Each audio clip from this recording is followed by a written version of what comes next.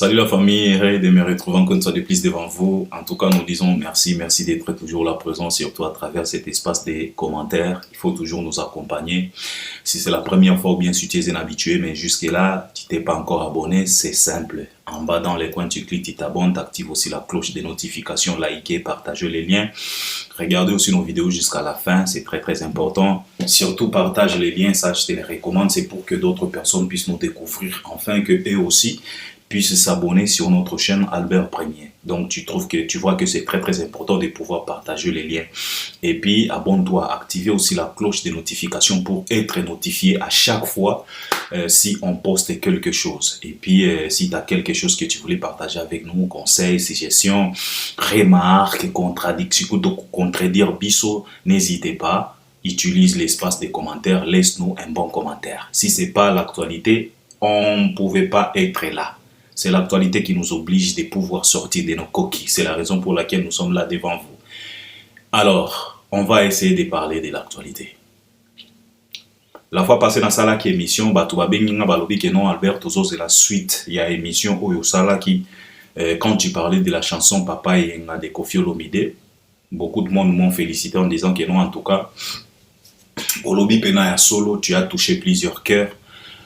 Surtout makambo makila parce que nalobaki que makila ya kala ezalaka te mais moi si ya kala azalaka mobali ya kala azalaka ami ya kala azalaka mais makila ya kala ezalaka te bato ebele balobi na nga en tout cas eloko wana tu as tapé fort, c'est très bien, c'est la raison pour laquelle tozalaka mingi na besoin ya ba réflexion na yo parce que ça nous touche, ça nous aide même dans nos vies quotidiennes. Merci pour ça.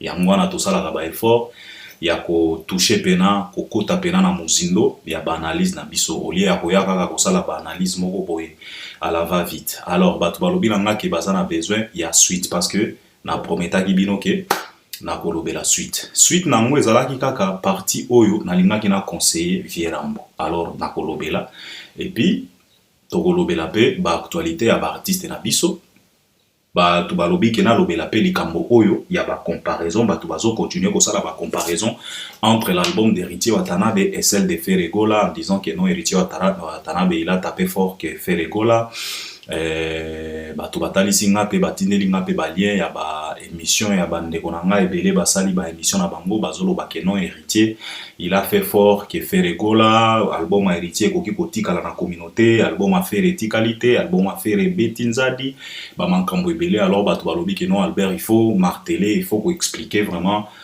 likambo wana ba album et puis ko expliquer pe ba tu différence oyo eza entre qu'on travailler album et zalaka entre Fally Ipupa na ba artiste misusu parce que on a comme l'impression les albums de Fally cartonnent par rapport ya ba album ya ba artiste misusu et pourtant Fally ba qualifiaka eloko la artiste oyo asalaka lisusu rumba te asalaka Tokos Music. Alors comment se fait-il que un artiste qui s'est lancé dans Tokos Music mais ba rumba na ye ndezo simba? Alors, toko essayer ko expliquer, toko essayer ko pe ça va mankambo. Je pense que la fois passée na bimisa qui peut ba secret mususu toko marteler encore si on va secret wana pour ba tout ba comprendre parce que moni congolais il faut kaka kolobela ye. Congolais ba lobela ka mbala moko ta. Il faut kaka ko marteler à chaque fois. Parce que congolais za la lokola nzinzi. J'ai déjà dit ça 1000 fois, congolais to se comporta ka lokola ba nzinzi. To linga ka bisika busoto eza et puis soki nzinzi à atterrir déjà bisika busoto eza pour longola e wana. Donc il faut kaka kozala wana donc il faut là. C'est comme ça avec les Congolais. Donc on va essayer de parler, de communiquer aussi sur les concerts qui vont se dérouler dans l'espace Schengen. Alors nakobanda na vi na biso le quadra le Rambo Mopao Mokonzi avec sa chanson Eyenga. Namoni nzembo yango komi na 1 500 000 de vies na kamwe parce que nga natala ki yango soki combien de fois et puis j'ai laissé tomber parce que j'ai trouvé qu'en tout cas, ça, ce n'était pas une chanson. C'était tout simplement autobengaka ridicule. Et la chance, c'est que le ridicule ne tue pas. Si le ridicule pouvait tuer dans notre république, on pouvait enterrer plusieurs personnes. Mais, chance est ça que le ridicule ne tue pas. C'est la raison pour laquelle jusque-là, on a encore des légendes comme Koffi Olomide. Dans notre pays, dans notre république à nous. Et ce sont ces légendes, Oyo Bazana, Bazana passeport rouge, ou au gouvernement peine ça. Et on se pose la question de savoir, Yangon Albert premier na lobaka que C'est seulement qu'au Congo, tu trouveras un ministre fou. Mais au Congo, c'est un ministre très intelligent. Il y a une décision. Il y a une signaka. Il y a une peuple décision. Mais c'est un fou. Ce que l'on ministre, on a au Congo, on met mis na États-Unis, on met mis na France, on met mis na Grèce, on met mis na Danemark. Il faut d'abord les traiter parce qu'il n'est pas sérieux dans sa tête. Mais chez nous au Congo, c'est celui-là très intelligent. Alors c'est toujours comme ça. Alors, pendant que l'obéna vient à biso Koffi Olomide, parti au nalinga gina loba, nalinga gina pesa conseil parce que na pesa qui conseille na Cindy Leker ya loba na que asala keba parce que makila ya kala ezalakate. Didi Stone aza mwana Koffi Olomide. Ata soki Didi akufi lelo. Jamais bakoloba ketala bisika bakunda mwana ya kala ya Koffi. Jamais. Ata soki Koffi akufi lelo. Bakoloba te ketala bisika bakunda papa ya kala ya Didi. Jamais. Bakoloba kaka tala bisika bakunda papa ya Didi. Tala bisika bakunda mwana ya Koffi. Donc makila ezalaka ya kala te. Mais moi si ya kala zalaka. Parce que là on parle de Koffi Olomide. Aujourd'hui on conjugue Maman Alia dans le passé. Donc moi si ya kala zalaka. Mais moi na ya kala zalaka te. On ne conseille na pesa ki Cindy Leker parce que na lobaki que Cindy Leker na kati ya fero ya yenga. Cindy Leker azo bima lokola Marie-Jeanne Bololé. Abanga kabitumba te ye abunda kamutaka. Donc yazaka Marie-Jeanne ye yazawana. Soki bitumba un alati ba rouge bangeli un aye. Sans pour autant réfléchir. Et on appelle ça qui est conseil à koloba que faut faire attention parce que makila ya kala ezalaka te. Mais moi si ya kala azalaka. Parce que Didi Stone oyo bozo sala na bras de fer aza mwana ya mwasi ya kala ya Koffi. Ba minuna ba fi mosusu oyo Koffi Olomide azo présenter yo lelo. Yeba que baza bana ya Koffi na basi ya kala. Donc Cindy Leker il faut ko fanda oyeba likambo wana. Wana ezalaki conseil na pesa ki Cindy Leker. Donc soko linyo kota bitumba. Kota yango na moi c'est très bien. Alors conseil na lingaki na pesa vie quadra pour la suite. Ya makambo na banda koloba pona nzembo yenga. Je voulais tout simplement demander à notre vie basala kabra de faire na mwana mwasi te. Ata soka za mwana nayo. Il suffit tout simplement azala mwana mwasi. Parce que ata soko ke na Bible ebele bakwea pona basi. Je pense que lelo yo na boyate pona banda kotalisa bino makoma oyo bakoma na Bible. Tozana ba exemple ebele. Batu pena bazalaki ba mystère. Ba kwea kaka pona basi. À l'occurrence ba Samson. Ba kwea kaka pona ba Dalila. Alors moi si c'est très dangereux. Grand prêtre na biso, grand-père Adam. A kwea kaka pona moi si. Ça il faut le savoir. Alors moi si azalaka moi si. Azala moke, azala ya mokolo. Faites attention pardon, parce qu'azalaka élément moko très dangereux. Et kaka ndenge tolobaka que basi bazalaka na mitema minene, de la même façon, bazalaka pe capable ya kosala ba catastrophe na ndenge ya minene. Toyo kaka wana ba histoire, balobaka na biso ke même la guerre mondiale au deuxième guerre mondiale ceci cela soko koti na muzindo okuta mwasi moko banda ko bata mawana. C'est toujours comme ça avec Banabasi. Alors ezaki ka moi conseil na linga ki na pesa vie na biso quadra. Batiaka bras de fer te na mwana mwasi. Parce que soka lingi ko kwisa yo, akokwisa yo dans peu de temps. Ozala papa na ye, ozala soki nani. Il faut faire attention parce que Viens quadra d'abord, il faut que Didi Stone nengazawana azana katia showbiz. Et quand on parle de showbiz, tozana show, tozana biz. Biz ça veut dire business. Donc elle est là-dedans. Elle a des contacts. Elle a un carnet costaud. Ayebani na bato. Lelo yo biso tozo mona vie quadra zo le kanaba plate na ba sortie médiatique na ebele ko ya ko pleurnicher.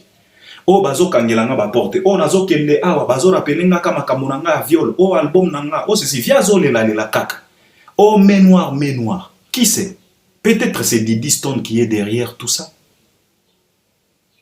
mais comme toza qui dit ba biso toza se focaliser kaka na Fali o soki menoir wana peut-être za Fali qui c'est? Peut-être c'est Didi Stone. Et elle est capable de le faire. Parce que, na ba grande maison ya ba production, bakoki koyoka na facilité nyonso 1000 fois Didi Stone que Fally Ipupa. Parce que baebi très bien que c'est la fille.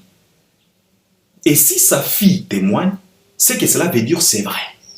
Parce qu'elle a vécu même maison avec cet homme. Bakoyoka ye facilement koleka kutu Fally.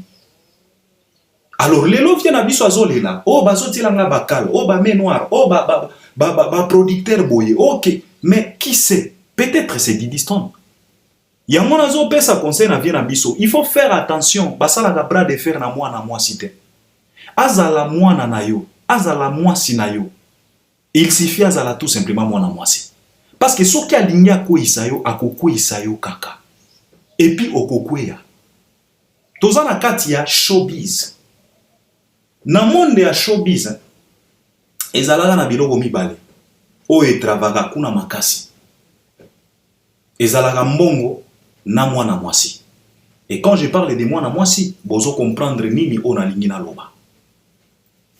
Parce que na kati ya showbiz kuna, na ba grande maison ya ba production, ba grande couturier, baza na ba mbongo esi ba gagner ba vie na bango. Et l'autre etikalaka ko se faire plaisir na bana basi. Et surtout bana basi ya kitoko. Kaka kitoko oyo ozoloba na Didi ke kitoko wana eza mabele. Faut faire attention. Yonde muto ozomona ngo mabele. Mais mobali mosusu azomona ngo mabele te. Kaka na kitoko oyo ozo considérer mabele, Didi akoki kokwisa yo. Didi akoki kotielo bakal partout. Kaka na kitoko na ye wana oyo ozoloba ke no kitoko wana mabele. Parce que yo linyo minimiser kitoko ya Didi. Non, il faut faire attention. Parce que kaka na kitoko wana eza outil très efficace. Eza pena arme nucléaire oyo ekoki ko détruire carrière na yo et détruire pe personnalité na yo dans peu de temps. Didi peut le faire. Elle peut le faire, elle peut sacrifier son corps, elle peut sacrifier sa beauté pour te détruire. Et qu'on soit tenté. Yango conseil nazo pesa na vie na biso. Sala keba. Sala keba. Obundana papa wemba, obundana kester, obundana bawenge, ba mibali. Mais keba babundaka na mwana mwasi te. Ya mwana banda ko meke pa ba mama mbili abelo banda ko sentir ba retour. Ya mwana banda ko meke pa ba mama chala mwana banda ko sentir ba retour. Yango wana bana basi basala yo boy. Osala plus de 10 ans sans pour autant fréquenter Schengen parce qu'ils a basi. Alors basaka na gatena mwana mwasi. Azala oya yo, azala oya yo te. Il suffit tout simplement azala mwana mwasi. Elle peut te mettre KO debout dans peu de temps. Kitoko kaka oyo zo négligé ozoloba no kitoko mabele. Didi peut utiliser cette beauté là pour te détruire. Elle peut se sacrifier tout simplement et pas ya ba grand soana. Bakangeli ou pas porte partout. Ezala en Afrique, ezala en Europe. Elle peut le faire. Alors faites attention parce que les loyo ozolela lela. Oh, biloko nanga ezo kendete, bazo kangelanga, oh keboye, oh main noire, qui sait? Parce que biso nyonso miso na biso ezaka Fally. Oh, azolobela Fally, peut-être ce n'est pas Fally, peut-être c'est ta fille qui te coince maintenant aujourd'hui. Et elle est capable de le faire, elle est capable de te coincer. Elle est capable de te malmener. Didi nemozo mona yo. Aza mwasi kitoko aza na kati ya showbiz. Biso bana mibali tozalaka mwa ndenge. Omoni mwana mobali oyo aza na besoin ya kokoucher na Didi Stone. En tout cas pour na ye komba kofiolo mide sa lui ezolobela eloko moko te. Tiango na mutu vient na biso. Il faut faire attention avec ba blague aux osala. Bato bazo condamner Didi. Didi c'est ton père, c'est ton... Effectivement, c'est son père. Biso toko changer en ngota. Na uchi koloba awa. Makila ya kala ezalaka te. Makila ya kala ezalaka te. Makila o Yesu. Ebima na Golgotha. Et Bimakala, ça fait ce qui 2000 ans après Jésus-Christ. Mais Tilelu, tout ça melaka makilawa. Ezalaka kaka ya sika. Alors faites attention avec les sangs.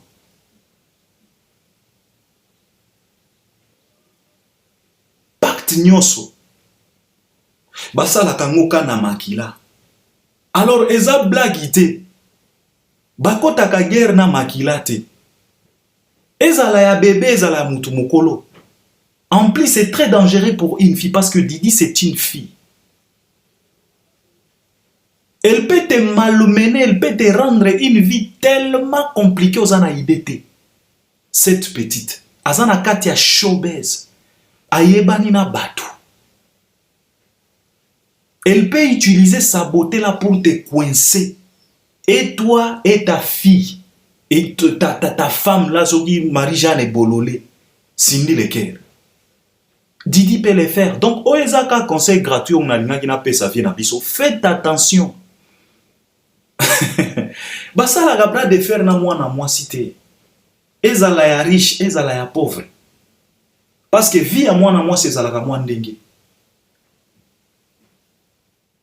Alors ça c'était le vieux quadra Koraman. On a des conseils on a l'ina qui n'a pas sa vie nabiso. Alors, makambo o ya balbum.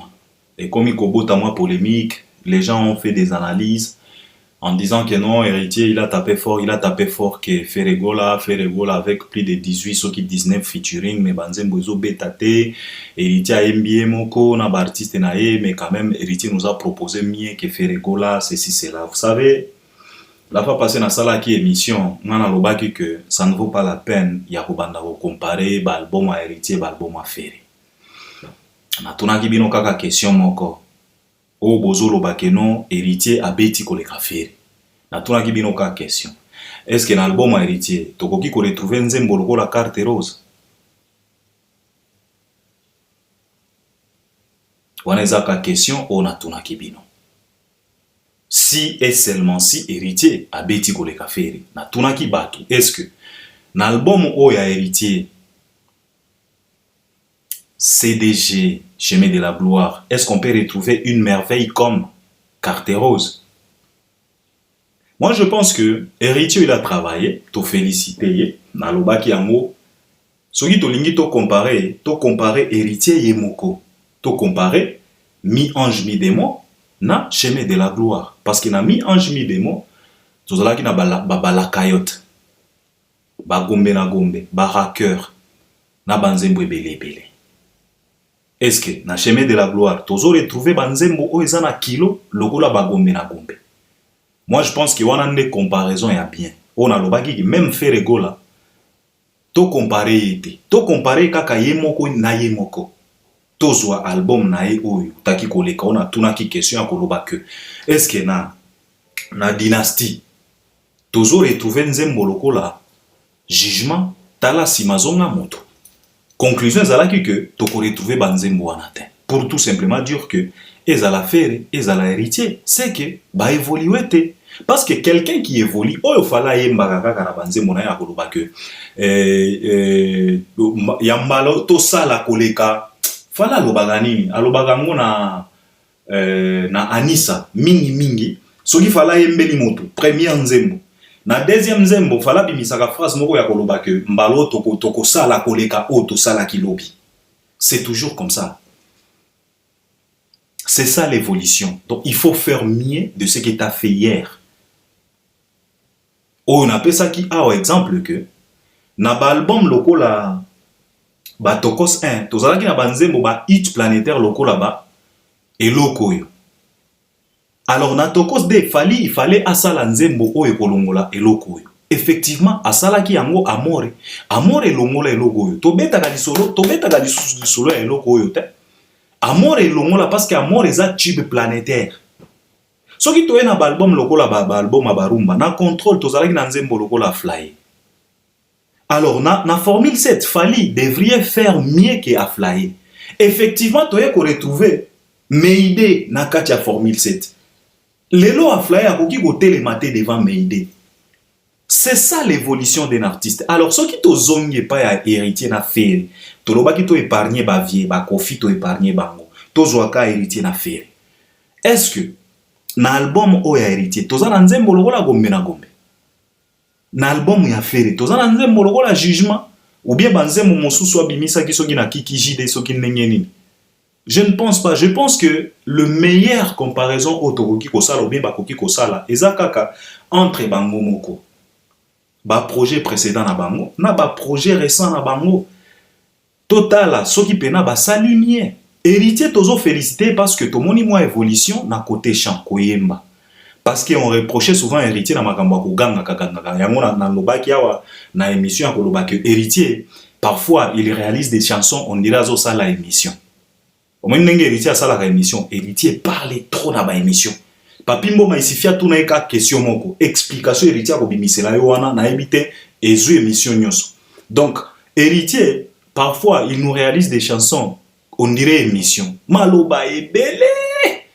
Mais au jour d'aujourd'hui, tout le monde quand même, il a écouté. Yemoko na nzembo moko eza wana, yemoko azoloba ke na lobaki ke tokotokate.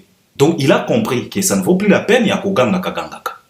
Koganga gangaka ezalaki moi identité à maison mère, mais au jour d'aujourd'hui je fais ma carrière donc je dois changer. Donc il a changé, on les félicite, on est fiers de ça parce que c'est ce qu'on veut de nos artistes, et changer, accepter les critiques pour faire mieux le demain, le lendemain. Voilà, parce que tu critiques critiquer, on critique et puis on propose, tu vas proposer héritier, ça ne sert à rien à koganga kaganga kolobaga lobaga ba maloba ebele na banzembo, ça ne vaut plus la peine. Wana eza banzembo ba format ya bakala. Ata Franco abanda kozala na maloba ebele te na banzembo ya Franco. E banda kozala ka maloba muke, mélodie ebele. Soko tali banzembo akala ya Franco. Franco abanda ko saturer banzembo na maloba ebele te. Maloba muke, mélodie ebele. Nzembo ezo respirer. Technique oyo Fally azwaki. Fally ne sature pas ses chansons avec plusieurs paroles. Yango na pesa ki exemple batu abanda ko seka nzembo lokola service. Ke wana ndeko yemba wana banzembo abana service eza na maloba nini? O zela nanu okobomanga pamba, zela nanu tango eza nanu molaite okobomanga pamba yango wana nzembo. Effectivement, c'est là où réside les secrets. On ne sature pas la chanson parce que boza ba rappeur te.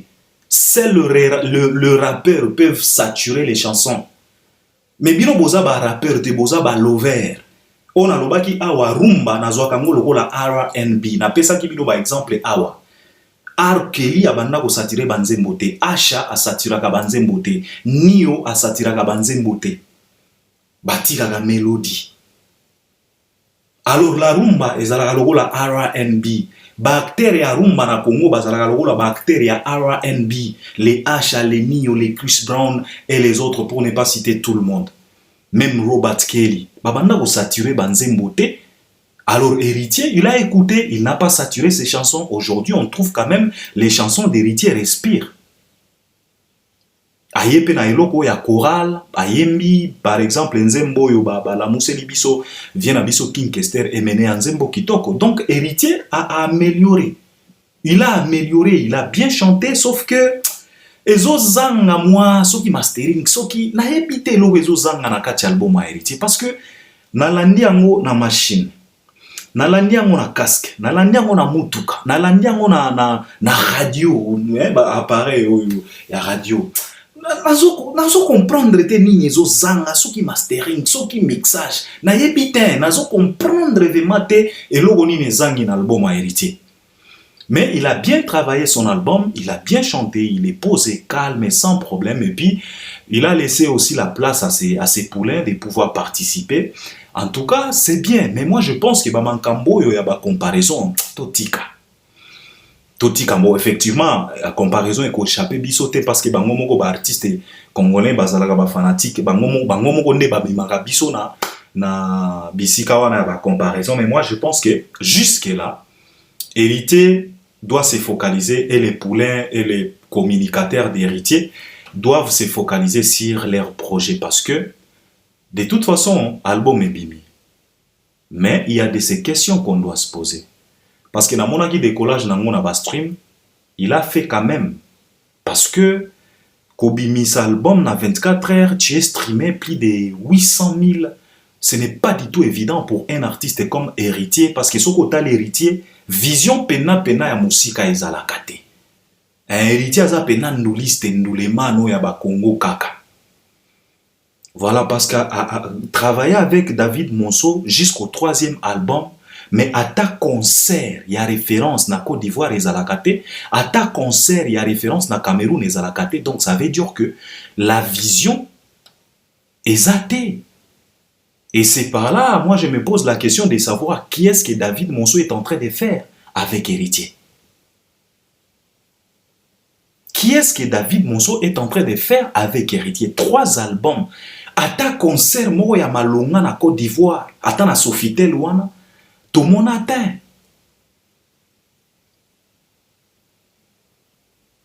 Alors, il faut être sérieux. Projet Zawana, l'artiste a travaillé. C'est à vous les communicateurs de pouvoir maintenant communiquer. Il faut communiquer tout autour de ces projets. Et les Kadissou sont inapercités. Parce qu'il y aura toujours des clashs na côté à Ferregola. Il y aura toujours des clashs na côté à Warrior. Parce que ceux qui bobandi kaka ba folie na bino wana yakoya koloba ke non album héritier leki ya fali. En tout cas ba Warrior ba côté lema. Parce que ba kondimate ke boya na ba blague na bino na côté album et artiste na bango. Donc évitez ça. Bon communiquer na nous bien tout autour y album, tout autour y projet et décoller na nous bien. Parce qu'album est bini, on a dit ce qu'on vient pas. Mais la communication tout autour. Le mise en place, projet Zanini, vision et album et Zanini. Tous comprendre. C'est un album purement congolais. Ok, on accepte.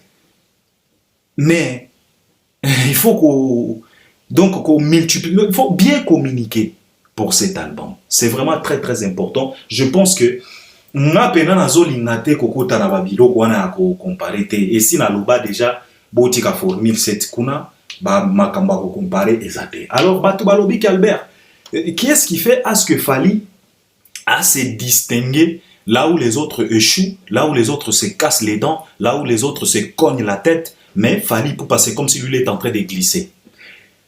Naloba ki yango, Fally c'est un bon élève et c'est un bon perdant aussi.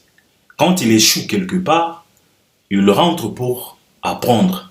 Fally, c'est quelqu'un qui pose des questions à des bonnes personnes. Parce que parfois, dans notre vie quotidienne, malchance, tu peux poser des bonnes questions à des mauvaises personnes. Et au final, recevoir des mauvaises réponses. Mais si tu as de la grâce, tu as de la chance, quand tu poses des vraies questions à des bonnes personnes, tu auras des retours, des bonnes réponses. Alors Fally, pour passer quelqu'un, grâce, quand il pose des vraies questions à des bonnes personnes, à Zouakapena, meilleure réponse. C'est pas un complexe. Il est prêt, il y a quoi améliorer. Et c'est la force de cet artiste. Et puis, la force de Fally, c'est aussi oser, creuser, oser, ne pas avoir peur. Il y a Koko Tissaba Mélodie Monsousou. Aujourd'hui, Fally fait de la tokos musique. Peut-être ba sauce na ba ingrédient oya tokos musique fala komi komemango na rumba ya mwe komi kosala mwa particularité na kati ya barumba ya Fally. Parce que papa na kosoter yoka album héritier zonga kendo yoka album affaire zonga kendo yoka légende zonga kendo yoka bal de match yoka album ya bina filé yoka album Vieredi yoka album Fabregas soko silisi zwata na yo yako yoka album Fally. Tu trouveras quelque chose de particulier moko boye ezalaka na banzembo Fally. Oyo ezalaka na barumba ya Fally. Tu trouveras quelque chose, quelques ingrédients, quelques produits chimiques oyo oko retrouver yango te na banzembo Fally. C'est ça Fally Ipupa. Alors nalobaki awa ba secret ya Fally. Mingi ezalaka nako à ne pas saturer la chanson. Maloba ebele te na kati ya nzembo. Fally laisse la chanson respire. Et puis, ezana à côté mosusu oyo Fally réussi ça. Contrôler les mabanga dans une chanson. Il a parvenir à maîtriser technique wana ya ko contrôler mabanga. Parce que la plupart ya album ma artiste na biso mabanga pe bomaka. C'est la raison pour laquelle chez Gary Wele Fally il expliquait que la partie oyo est compliquée. Ezalaka partie à mabanga. Gary Wela situka akamwa akanisa ke kobwaka ezalaka facile okoti studio komie kingani oyo Gary wele GI soki nani oyo Albert Premier Kiss Beyond oyo tonton Bev Mombaya te Fally a expliqué que ezalaka partie moko très compliquée parce que tu peux tuer la chanson sans le savoir. Donc tu trouves que c'est quelqu'un oyo aza élève pena ya bien. C'est la raison pour laquelle même les fanatiques, les warriors, même les mélomanes de la bonne musique, ont cette facilité de chanter les chansons de Fally, même les mabanga. Parce que tout le monde qui na Sofitel na Côte d'Ivoire, bazo yemba humanisme. Et comme il a ta ya mabanga, Fally alobi na bango que vous avez payé cher, laisse-moi chanter pour vous. Ils ont refusé. Ba continuant Kelisha Rostone warrior honorable prince Tukuzu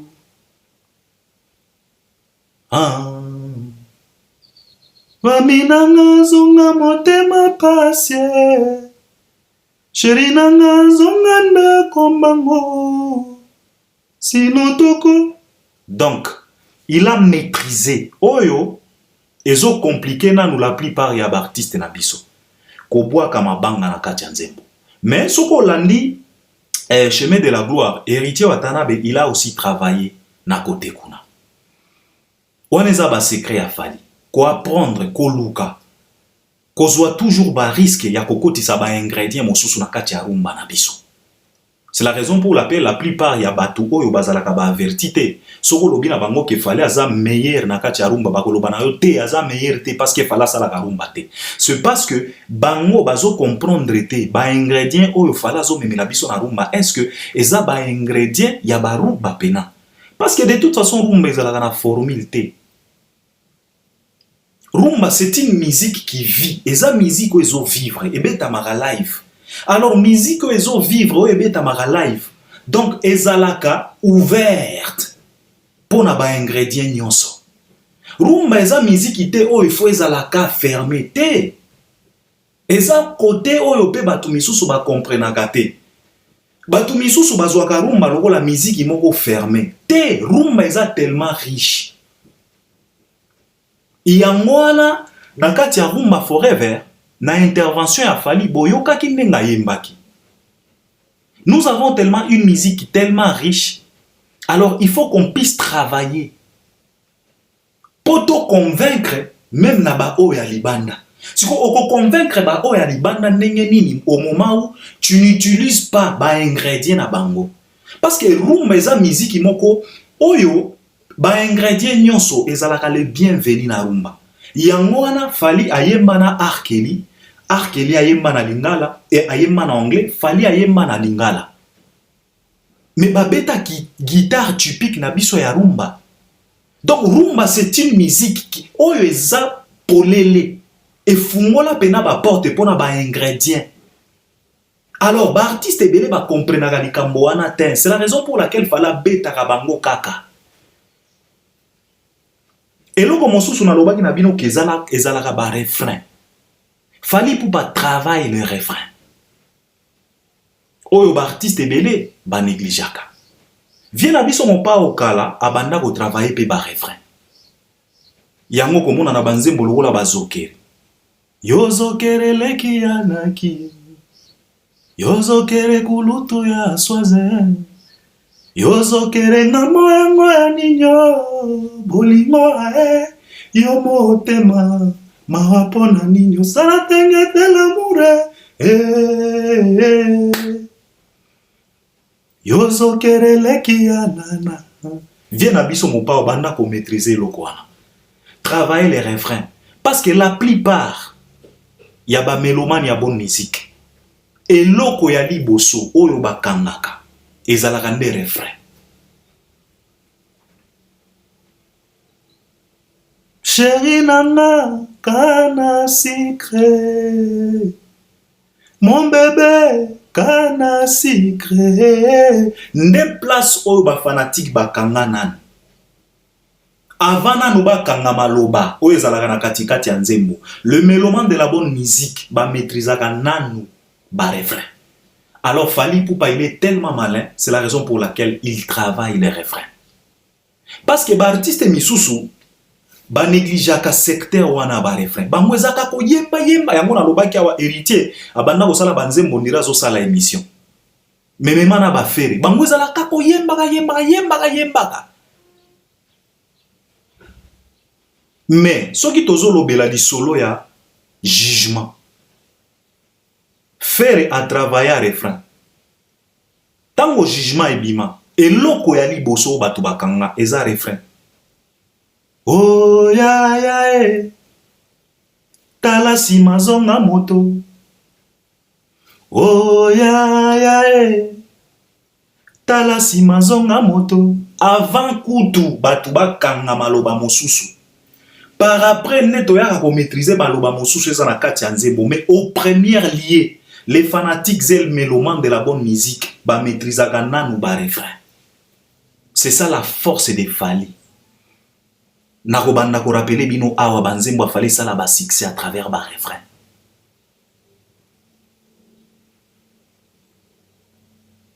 Paradisien nayo Otation d'amour senti joie Nisenga na moseluba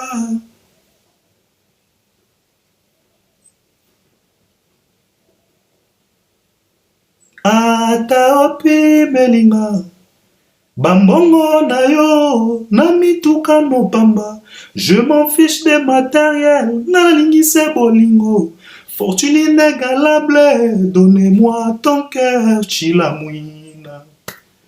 Pesanga bolingo, Adolphe. Erouti à moi, mouteba. Ata soko ke na contrôle.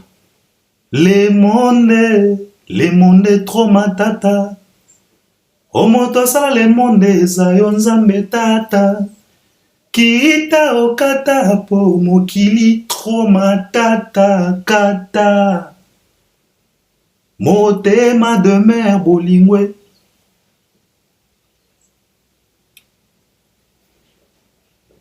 le refrain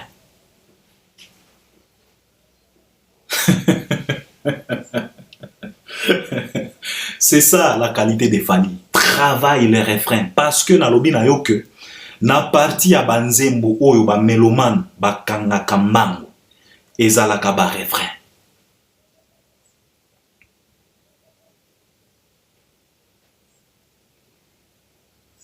Nakokanga sentiment nanga ndenge nini na yo bibi. Nakozwa makasi ya koboya yo apie bibi yo de la renta. Bibi oh bibi bibi ministre plan nanga ya bolingo bibi oh bibi bibi pusa kuni na etolelengi malili le refrain ok na banzembo lokola barua manito mame soki maya miso ezali liziba ya Bethesda Bonini, Isnaya Bolingo, le roi.